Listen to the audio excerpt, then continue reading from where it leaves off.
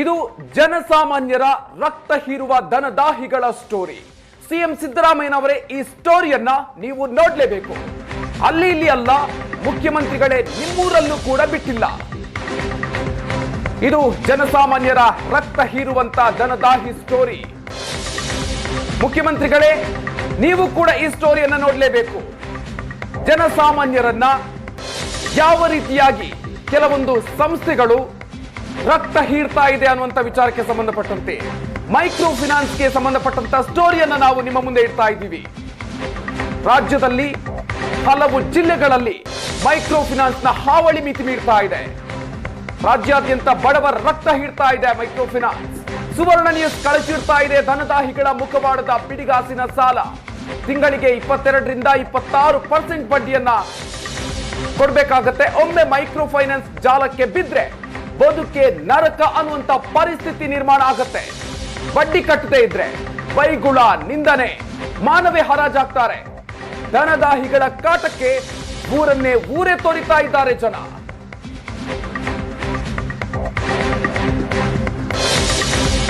ನೀವು ಸತ್ರು ಪರವಾಗಿಲ್ಲ, ನಮ್ಮ ದುಡ್ಡು ಕಟ್ಟಿ ಅಂತ ಕಿರುಕುಳವನ್ನ ನೀಡ್ತಾರೆ. ಡಿಸಿ ಎಚ್ಚರಿಕೆಗೂ ಕೂಡ ಮಣಿತಾ ಇಲ್ಲ.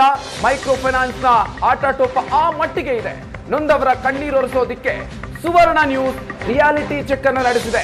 ಇತ್ತೀಚೆಗಷ್ಟೇ ನಡೆದಿರುವಂತಹ ಒಂದು ಘಟನೆಯನ್ನ ಈ ಸಂದರ್ಭದಲ್ಲಿ ನೆನಪಿಸಿಕೊಳ್ಳೋದಕ್ಕೆ ನಾನು ಇಷ್ಟಪಡ್ತೀನಿ.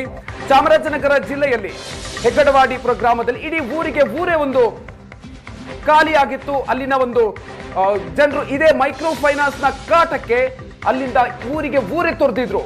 ಅಲ್ಲಿನ ಬಾಲಕನೊಬ್ಬ ಸುವರ್ಣ ನ್ಯೂಸ್ ಜೊತೆಗೆ ಮಾತನಾಡುವಂತಹ ಸಂದರ್ಭದಲ್ಲಿ ನಮ್ಮ ಪೇರೆಂಟ್ಸ್ ನವರಿಗೆ ಈ ಮೈಕ್ರೋ ಫೈನಾನ್ಸ್ ಕಾಟವನ್ನ ಕೊಡ್ತಾ ಇದ್ದಾರೆ. ಮನೆಗೆ ಬಂದು ನಮ್ಮ ಮಾನವನ ಹರಾಜು ಹಾಕ್ತಾ ಇದ್ದಾರೆ. ಬೇಕಾದ್ರೆ ನನ್ನ ಕಿಡ್ನಿಯನ್ನೇ ತಗೊಳ್ಳಿ, ಅವರ ಒಂದು ಸಾಲವನ್ನ ಕಿಡ್ನಿ ಮಾರಿ ನಾನು ತೀರಿಸ್ತೀನಿ. ನಮ್ಮ ಹೆತ್ತವರಿಗೆ ಈ ರೀತಿಯಾಗಿರುವಂತ ಒಂದು ನರಕವನ್ನ ಕೊಡಬೇಡಿ ಅನ್ನುವಂತ ಮಾತನ್ನ ಸುವರ್ಣ ನ್ಯೂಸ್ ಜೊತೆಗೆ ಮಾತನಾಡುವಂತ ಸಂದರ್ಭದಲ್ಲಿ ಆ ಬಾಲಕ ಹೇಳಿದ್ದ. ಈ ಘಟನೆ ಈ ಪ್ರಕರಣದ ಒಂದು ತೀವ್ರತೆಯನ್ನ ಹೇಳ್ತಾ ಇದೆ.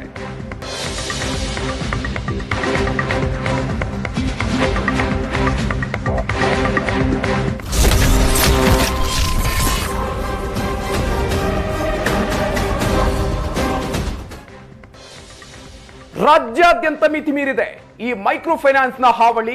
ಸಾಲ ಪಾವತಿಗೆ ಕಿರುಕುಳವನ್ನ ಫೈನಾನ್ಸ್ ನ ಸಿಬ್ಬಂದಿಗಳು ನೀಡ್ತಾ ಇದ್ದಾರೆ.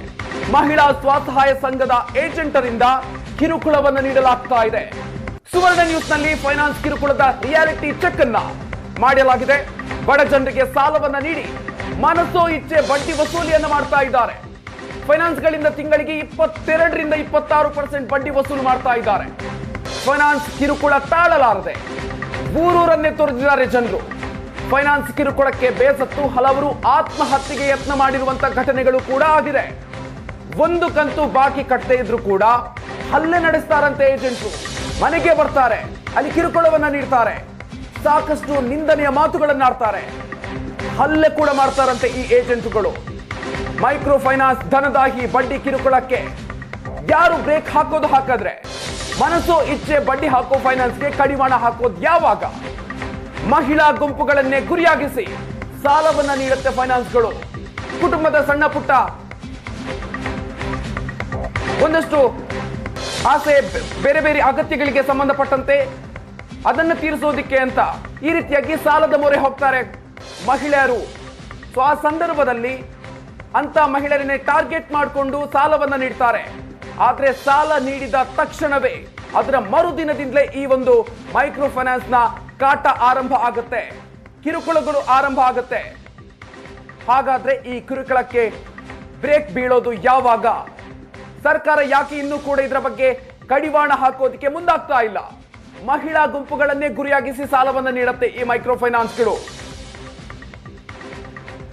ಹಲವಾರು ಜನ ಈ ಒಂದು ಕಿರುಕುಳ ತಾಳಲಾರದೆ ಆತ್ಮಹತ್ಯೆಗೆ ಪ್ರಯತ್ನವನ್ನ ಪಟ್ಟಿರುವಂತಹ ಘಟನೆಗಳು ಕೂಡ ಆಗಿದೆ.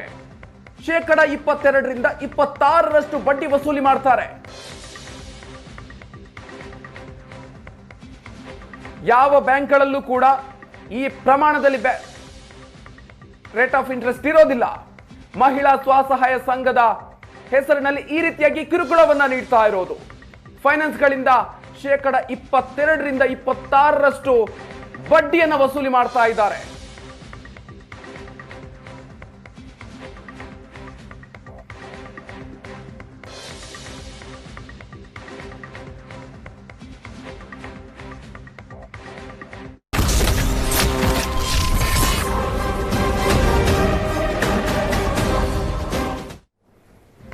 ಇದು ಈ ಮೈಕ್ರೋ ಫೈನಾನ್ಸ್ಗಳು ಜನರಿಗೆ, ಅದರಲ್ಲೂ ಕೂಡ ಮಹಿಳೆಯರಿಗೆ ಯಾವ ರೀತಿಯಾಗಿ ಕಾಟವನ್ನ ಕೊಡುತ್ತೆ, ಅದಕ್ಕೆ ಸಂಬಂಧಪಟ್ಟಂತೆ ಏಷ್ಯಾನೆಟ್ ಸುವರ್ಣ ನ್ಯೂಸ್ ರಿಯಾಲಿಟಿ ಚೆಕ್ ಒಂದನ್ನ ನಡೆಸಿದೆ.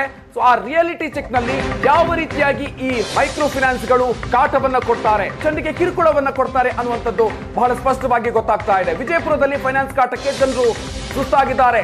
ಸಖಿ, ಗ್ರಾಮೀಣ ಕೂಟ, L&T ಫೈನಾನ್ಸ್ ಈ ಎಲ್ಲ ಮೈಕ್ರೋ ಫೈನಾನ್ಸ್ಗಳು ಸಾಲವನ್ನ ನೀಡಿ ಆ ನಂತರ ಮರುಪಾವತಿ ಮಾಡುವಂತಹ ಸಂದರ್ಭದಲ್ಲಿ ಮಾಡಿರುವಂತಹ ಆಟಾಟೋಪಗಳು ಯಾವ ರೀತಿಯಾಗಿ ರಿಯಾಲಿಟಿ ಚೆಕ್ ಈ ಎಲ್ಲ ವಿಚಾರಗಳನ್ನು ಕೂಡ ಬಹಿರಂಗಪಡಿಸ್ತಾ ಇದೆ. ಸಾಲ ಪಡೆಯುವ ಮುನ್ನವೇ ಫೈನಾನ್ಸ್ ಸಿಬ್ಬಂದಿಗಳು ಬೆದರಿಸಿದ್ದಾರೆ. 50,000 ಸಾಲಕ್ಕೆ ಪ್ರತಿ ತಿಂಗಳು ಬರೋಬ್ಬರಿ 13,000 ರೂಪಾಯಿ ಬಡ್ಡಿಯನ್ನು ಕೊಡಬೇಕು. 50,000 ರೂಪಾಯಿ ಸಾಲಕ್ಕೆ 23% 26% ಬಡ್ಡಿಯನ್ನ ನೀಡಬೇಕಾಗುತ್ತೆ. ಈ ಫೈನಾನ್ಸ್ಗಳು ಅಷ್ಟು ಪ್ರಮಾಣದಲ್ಲಿ ಈ ಬಡ್ಡಿಯನ್ನು ವಿಧಿಸ್ತಾ ಇದೆ. ಸಾಲ ಪಡೆಯೋ ಎಲ್ಲರ ಮನೆ 100 ಮೀಟರ್ ಒಳಗೆ ಇರಬೇಕಂತೆ. ಸೊ ಈ ರೀತಿಯಾಗಿರುವಂತಹ ಎಲ್ಲ ನಿಯಮಗಳನ್ನ ಹಾಕ್ತಾರೆ. ಸಾಲ ಕೊಡೋದಕ್ಕಿಂತ ಮೊದಲೇ ಅವರು ಬೆದರಿಕೆಯನ್ನು ಕೂಡ ಹಾಕ್ತಾರೆ. ಅಗತ್ಯ ಇರುವಂತಹ ಹಿನ್ನೆಲೆಯಲ್ಲಿ ಆ ಮಹಿಳೆಯರು ಸಾಲವನ್ನ ಪಡ್ಕೊಳ್ತಾರೆ.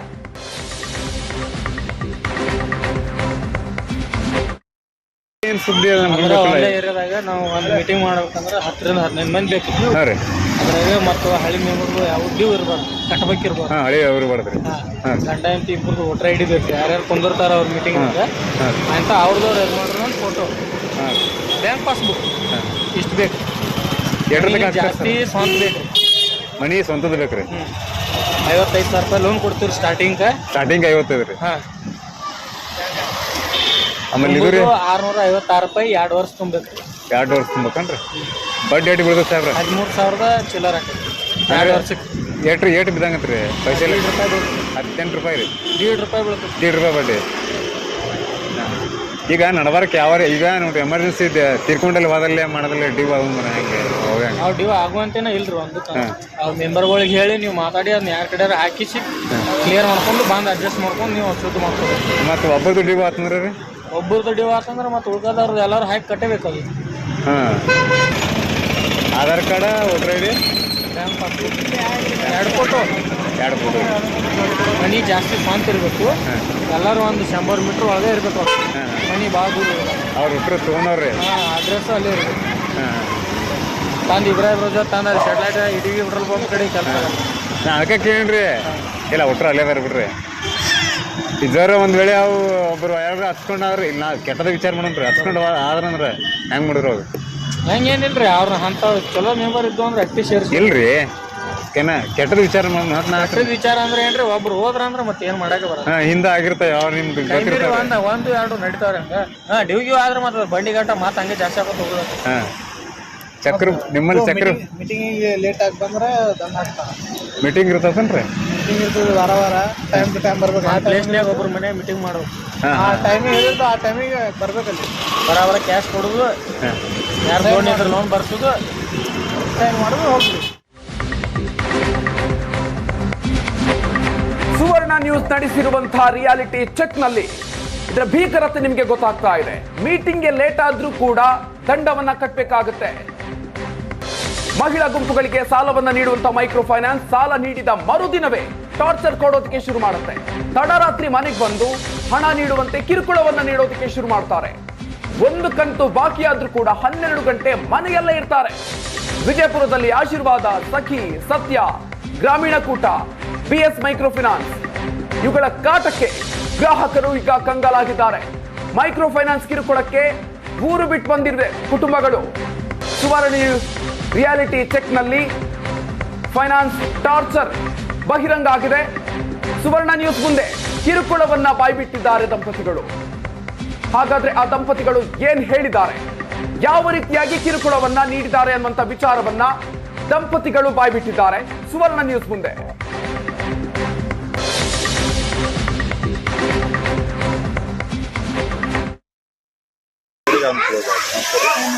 ನಾವ್ ಕೇಳೋದು ಹೆಂಗ್ರಿ, ಹೆಂಗ ಅವ್ರು ಇದನ್ ಮಾಡ್ತಾರತ್ರಿ, ಹೆಂಗ್ ಟಾರ್ಚರ್ ಮಾಡ್ತಾರ? ಟಾರ್ಚರ್ ಮಾಡೋ ಲೆವೆಲ್ ಹೆಂಗಿರ್ತದೆ?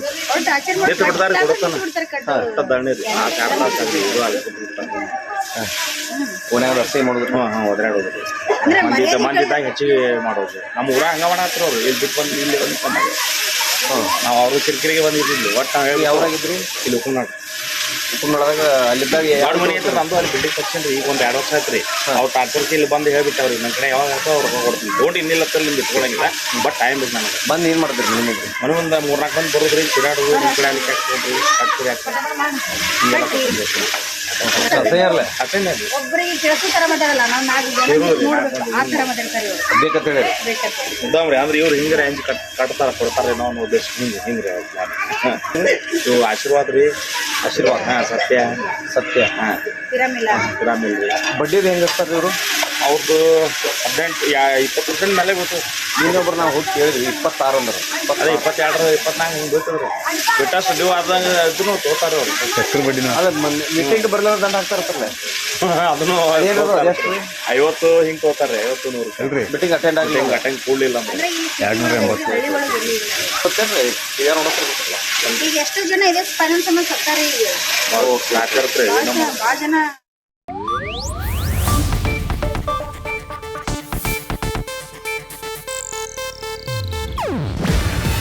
ಇದು ಏಷ್ಯಾನೆಟ್ ನ್ಯೂಸ್ ನೆಟ್ವರ್ಕ್ ಪ್ರಸ್ತುತಿ. ನೀವು ನೋಡ್ತಿದ್ದೀರಾ ಏಷ್ಯಾನೆಟ್ ಸುವರ್ಣ ನ್ಯೂಸ್.